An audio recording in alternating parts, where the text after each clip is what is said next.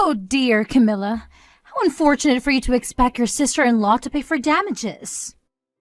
I'm just a housewife and money is a foreign concept to me. I have no savings and I don't bother myself with trivial matters like part-time jobs. As if that weren't enough, my husband is gallivanting overseas for business, making it utterly impossible for me to burden him with such insignificant matters. I don't care if you're my sister-in-law or not, but you just crashed right into my brand new house. You really should be feeling more remorseful about this mess. It's a miracle nobody got seriously hurt, or worse. Ah, come on, that's an exaggeration. It's not like you can live in it anymore. What are you even saying? There's a massive hole in the living room wall. Who in the world would want to live in a house with a mess like this? It's a total disaster. Hey, genius, ever thought about living upstairs instead? Let me enlighten you with a little story from high school days. My friend's place went up in flames, and guess what? They brilliantly boarded up the charred hallway and carried on living in the unscathed part of the house. Voila! Problem solved. No way. That's not gonna cut it. It's not safe for starters. And seriously, what are we supposed to do during winter? Can't exactly cozy up on a freezing upper floor, right? We need a proper solution here, not some half-baked idea. All right, hear me out. I've got a solution for you. I'll take the house off your hands. I'm pretty handy with good old DIY stuff, you know? I roll up my sleeves and do all the repairs myself. Trust me, I'll do a better job than that building company you hired.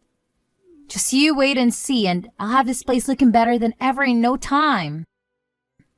So where are we supposed to live? Down by the docks, there are tons of rooms available for rent. Back in the day, those places used to house the families of the dock workers, but things changed when the shipping companies went belly up after the workers demanded more than they could afford.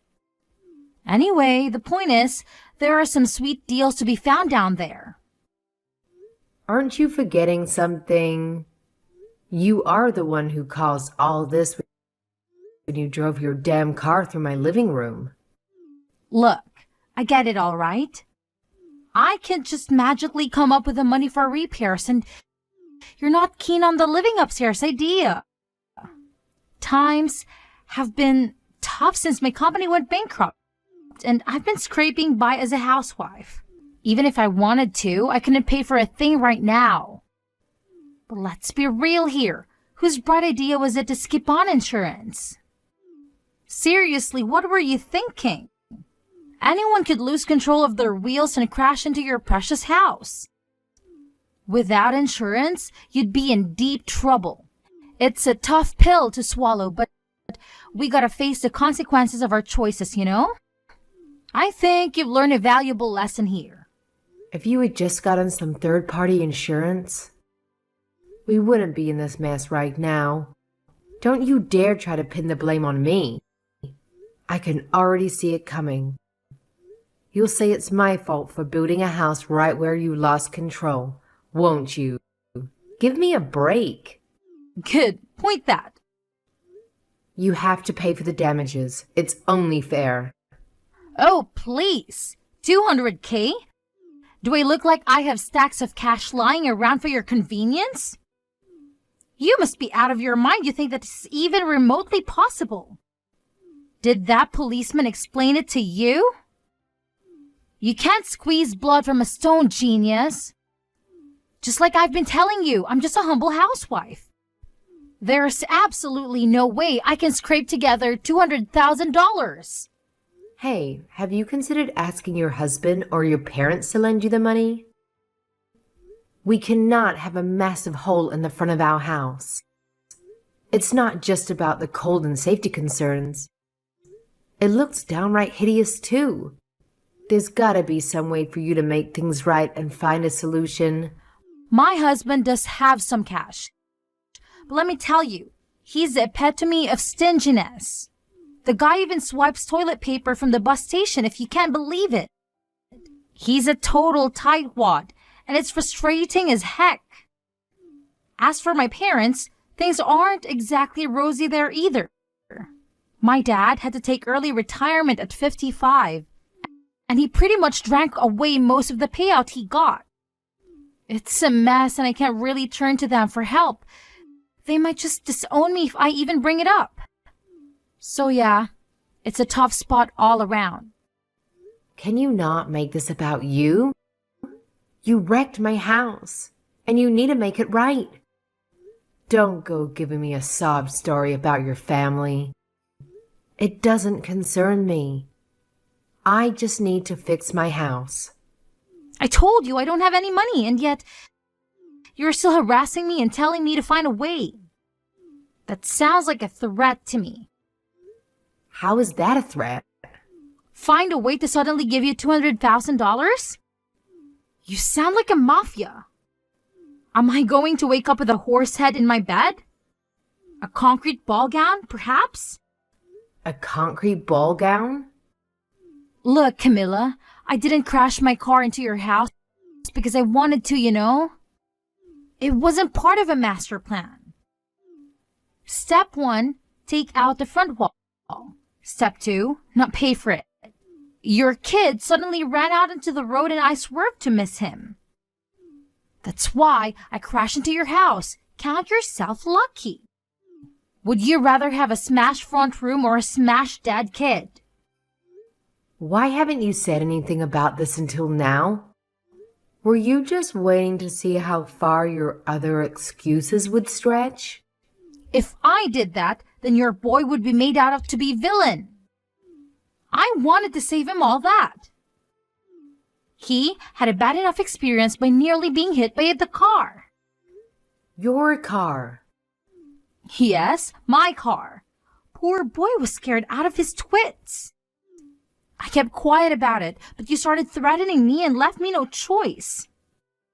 What a load of rubbish. See? With that kind of denial and refusal to hear the truth, I didn't stand a chance. I'm automatically guilty, is that it? Do you have any proof that what I'm saying isn't what happened? Security camera footage, maybe? No, we don't. And I haven't asked the neighbors. Well, you just moved in. You wouldn't have had time to set up the cameras yet. So, without a shred of evidence to disprove my account of events, you make demands of huge amounts of compensation money? That's a bit presumptuous, don't you think? Rude, even. What kind of woman are you? Look, I feel bad about smashing into your house. Who wouldn't? But like I already told you, I'm going to declare personal bankruptcy.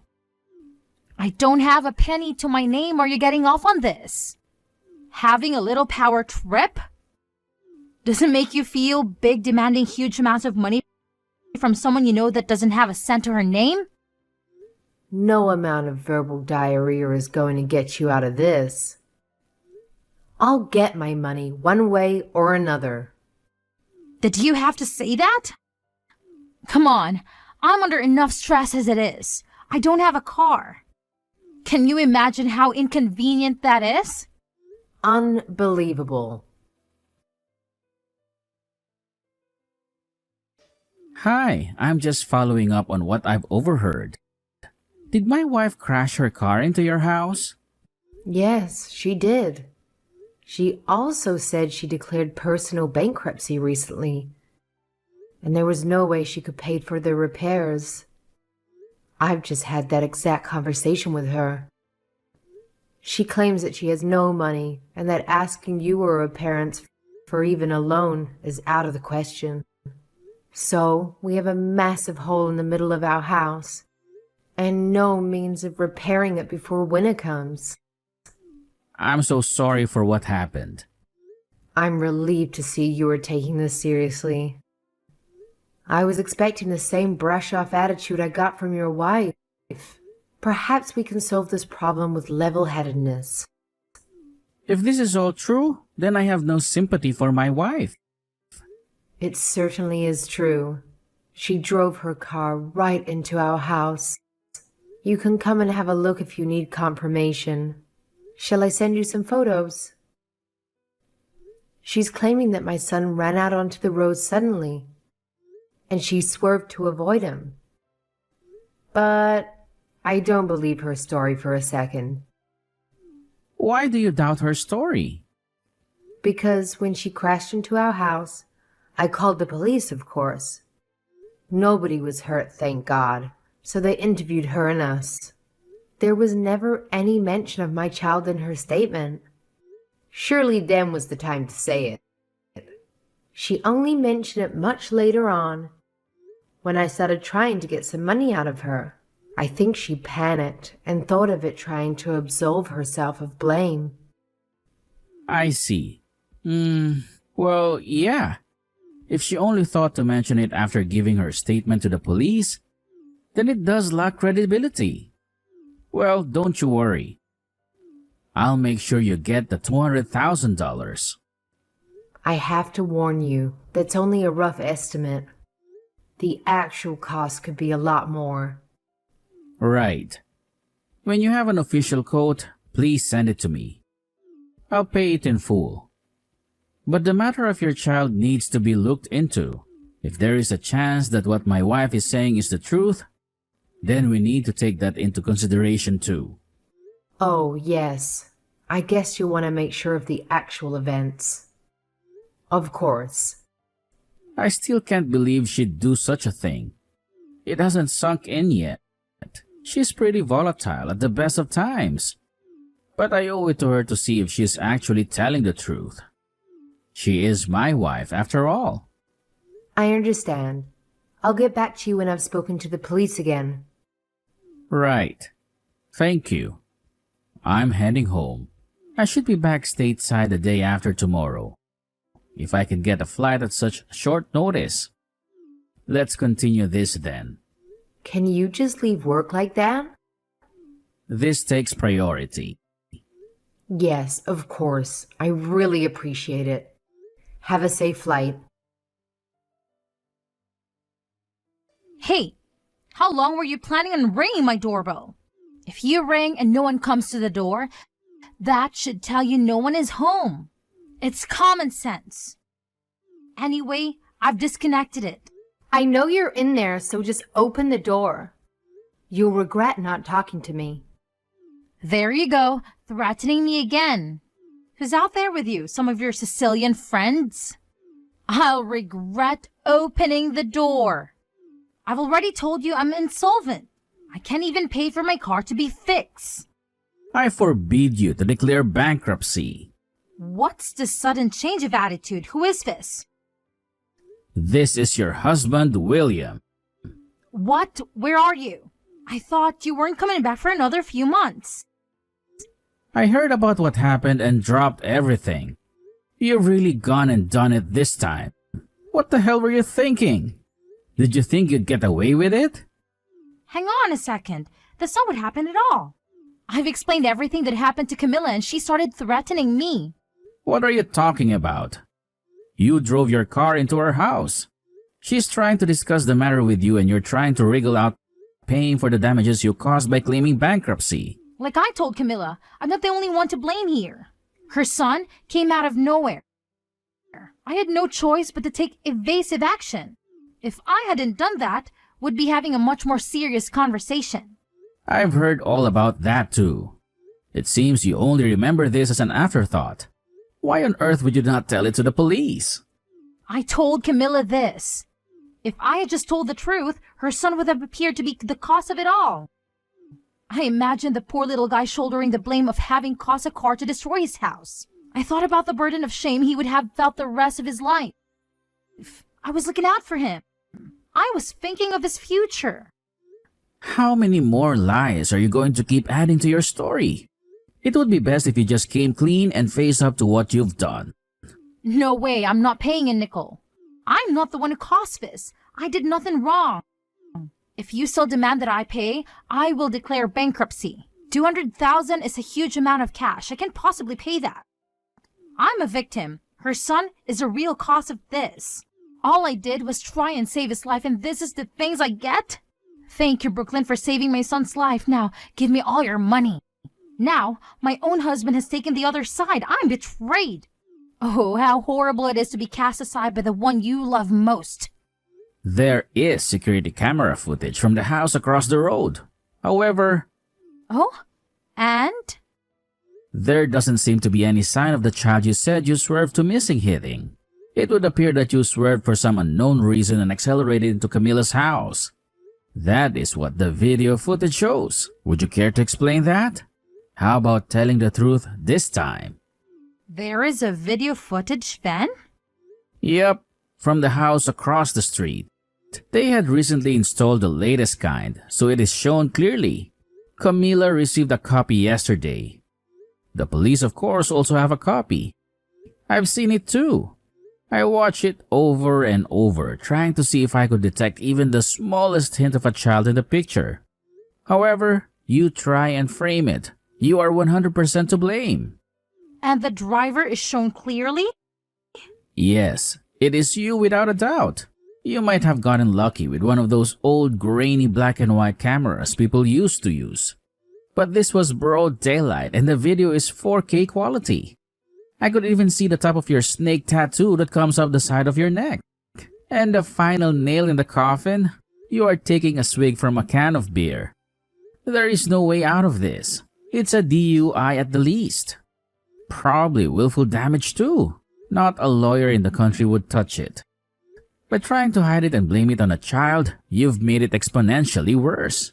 Did you think you'd get lucky and be able to blame Camila's son and get away with not paying anything? Wait, maybe I'm remembering it wrong. Maybe I just thought I saw a kid come flying out in front of me. But it's nowhere near a DUI. I was thirsty. All there was in the fridge was a beer, so I took it, a single beer. I spoke to the police right after it happened and they didn't breathe test me. What does it tell you? So what are you trying to say? You know there are laws in this state forbidding open alcoholic drinks in vehicles. You were drunk and drove into someone's house, somehow getting lucky that no one was in the living room. You are caught on camera drinking a beer, and you would still try to get out of paying reparations? I'm astounded. I mean, I knew you were a little crazy, but I always found that unpredictable part of you fun. But you seem to be able to add lie upon lie without the slightest feeling of guilt. I'm sorry. I was lonely with you being away. Lonely? So who was the man in the passenger seat? Yes, Brooklyn. I saw him in the video. Oh, that is in there too, huh? I guess I should come clean then. You think? This should have all been told to the police when they first arrive on the scene. You've tried to cover it up with all your lies. I was overseas, away from my family, trying to satisfy my boss in order to get a promotion, and all the while you were off drinking and driving into people's houses and having an affair. Wait, I repent. I've seen the error of my ways. I'll never do it again. I throw myself in your mercy. Forgive me. I was only on my own. You'd have done the same thing. I'm not a monster. I won't divorce you right away. For a start, you are now in debt to me to the tune of $200,000 to be paid as soon as your first paycheck arrives. First paycheck? You know I don't have a job. He's been very helpful. He's going to introduce you to a friend of his who owns a factory. You can start there next week. See, I've taken care of it. I've done my best to clean up this mess you've gotten yourself into. A factory? What do I know about working in a factory? I've been a housewife for the last 10 years. And suddenly, you want me to work in a factory? What is it? Clothing factory? I don't know how to make clothes. No. Nothing as glamorous as that. It's a sardine cannery. Oh, God.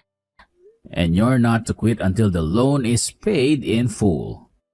That's a lot of sardine cans. But who knows? You might make line or even shift manager. You'd get a small promotion. Cheer up. It's not like it's a terrible place to work with a bad safety record and lots of mysterious injuries. And you'll be paid for your work. It could have been so much worse, making car license plates in prison. And best of all, there is a workers' dormitory you can live in. You'll be able to cut back on living costs. Hang on. I can't do physical labor. I haven't even walked further than a mall for more than 10 years. Please, William, I'll get a part-time job and pay you back little by little. This is Camilla again. It would appear that William has nothing further he wishes to say to you. What? Just listen to me. Why won't anyone hear me out? Okay, let's go inside the house, shall we? I have an agreement for you to sign. If you refuse, I'll have no other choice than to call the police. Okay, got it. I'll open the door. Hey, Camilla, could you have a go at trying to convince William to leave me a way out? You what?